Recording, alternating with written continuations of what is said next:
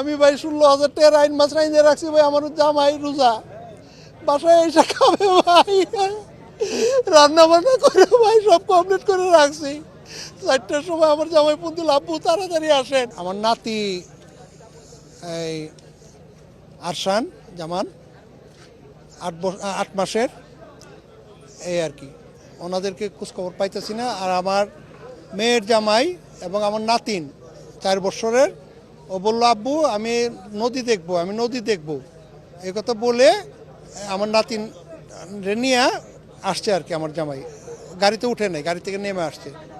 আসার পর কতক্ষণ পরেই আমরা যেটা ভিডিওতে দেখলাম, আপনারাও দেখছেন, একটা হলুদ গেঞ্জি পরা আমার নাতিনের আর আমার জামাইয়ের হলো পরা গেঞ্জি পরা, ওনার নাম হলো নুরুজ্জামান, এই আর কি। উনি হলো ফিজিওথেরাপিস্ট। কয়জন ছিল আপনার পরিবারের, কয়জন ছিল? আমার পরিবারে 4 জন। আচ্ছা আচ্ছা। 4 জনের মধ্যে 2 জন ওই যে বললো যে আমি দেখবো, ওই যে নদী দেখবো, নেমে গেছে তারা? গাড়ি থেকে নেমে গেছে। হ্যাঁ, ভিতরে ছিল কয়জন?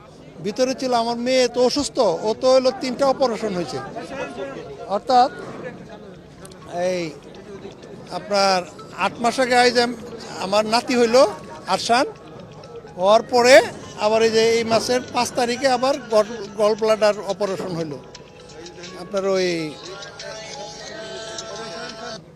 হ্যাঁ শাহিন, আমি পরে ফোন দিচ্ছি, এখন রাখো। আচ্ছা, একটু পিছিয়ে যান তো, পিছিয়ে যান তো।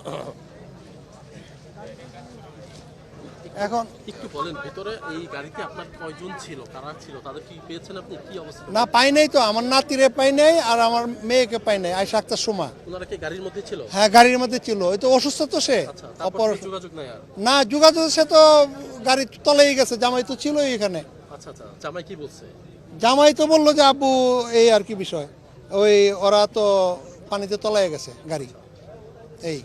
আর গাড়িটার সমস্যা হইলো যেটা বললো আর কি জামাই, সেটা হলো গাড়ি মনে হয় যে ব্রেক ফেল হয়েছে।